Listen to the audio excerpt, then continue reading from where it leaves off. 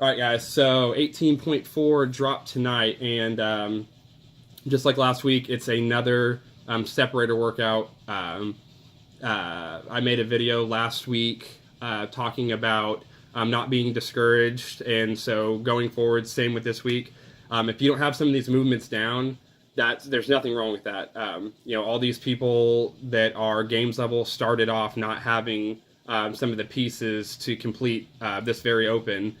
So if you don't have it, just understand that that's where our sport is right now. The purpose of the Open is very community driven, but it is also casting the first net to find the fittest person on the planet. So, we've got to have these tests. It's part of CrossFit.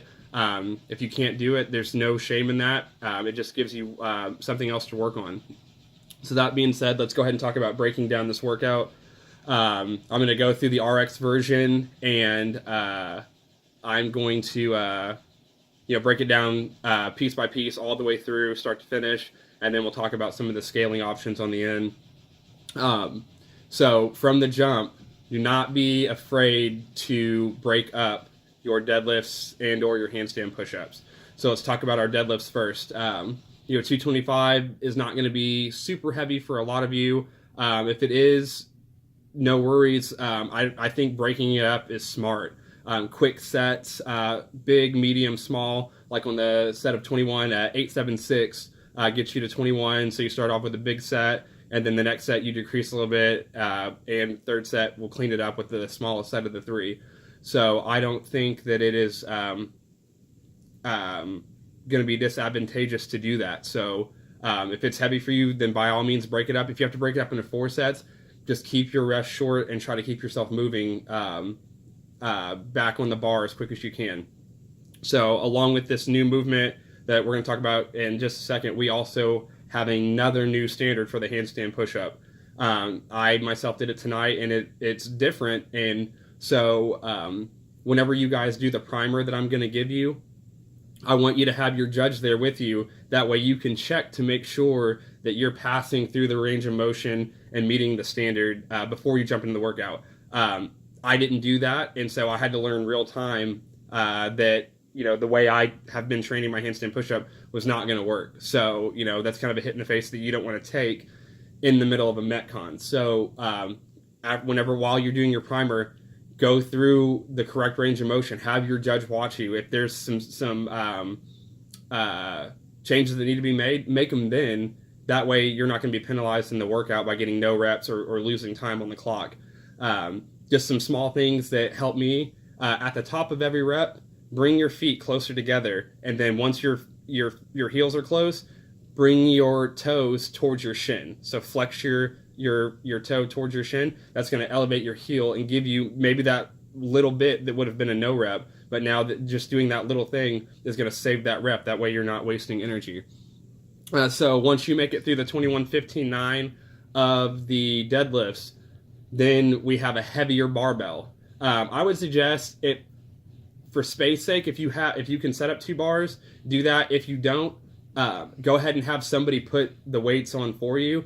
Stand up tall and relax. Bending over to put those plates on, you don't think that 5 or 10 seconds, but you're flexing your back, and you're going to need that. So for those of you guys that can handstand walk, again, it's going to be exceedingly difficult once you get there after completing Diane, and then an additional 21 deadlifts at that 315 bar.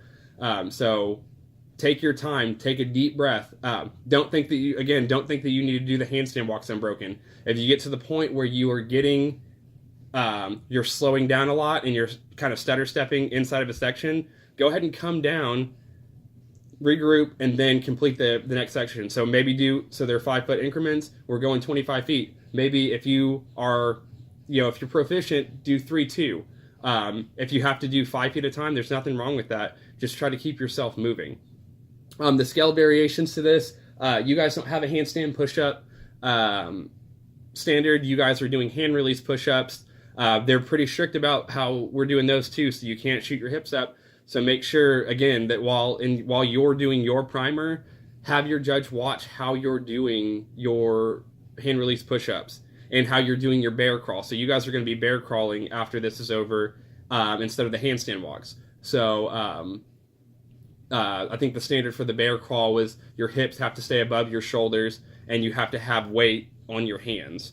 So that being said, same standard. If you come down to the middle of the section, you have to go back to the line that you last completed the full section in. That being said, I'm going to post in the comments or the description of the video, I'm going to post your primer there. Take the primer serious. You guys should be sweaty before you pull that first deadlift once 3, 2, 1 happens. You guys should have a sweat ring on your shirt. The primer is meant to elevate your heart rate, to get you ready to go hard for that 9-minute clock that you're going to get for this workout. You don't want to go into that workout and the first time that you exceed 80% heart rate is in the middle of this workout. That needs to happen prior to. Then we're going to come back down to a comfortable breathing, and then we're going to go. So you guys take that primer serious for a couple of different reasons. Like I said, to elevate that heart rate, to get your body warm, to get that plane of motion moving. Also, check your range of motion and to meet these new standards that we're seeing tonight. It's going to be a part of the sport now. It's not going to get any easier as far as these standards for the handstand push-ups go. So get accustomed to it and just you've got to adapt and move forward. After you're done, right now, like I'm laying on a bag of ice. My back is extremely tight, so make sure that you guys are stretching out. I'm not a big fan of foam rolling the low back, so do some stretches. If you have ROMWOD, they're definitely going to put something out. If they already haven't this evening, they're going to put something out tomorrow. So go through that ROMWOD. Just get stretched. Don't do this workout and then go sit down somewhere. Your back is going to tighten up, and it is going to not be comfortable. That being said, as always, if you guys have any more questions about the workout, feel free to message me or any of the other coaches. If you need help kind of figuring out how to break it up, I'm familiar with a lot of how you guys move and your capabilities and capacity. So if you need help, by all means, ask for help. It's easier to go into a workout with a game plan, something that you can stick to, than just kind of going in with not knowing how to do it. I asked for help before I went through it, and I know that I probably wouldn't have done as well as I did had I just winged it and just kind of went with the wind. Good luck, guys. I will be posting, like I said, in the comments, I'll be posting the primer for this. So you guys, please take the time, go through that before your heat time. Give yourself anywhere 5 to 10 minutes of rest, and then before your heat is scheduled to go, to kind of calm that heart rate down, and then get after it and attack it. I know this one was kind of long, but I needed to cover a lot. There's a lot of simple stuff happening, but a lot of description that needed to be covered. Good luck, guys, and like I said, if you need any help with anything, please feel free to give me a shout. All right, good luck.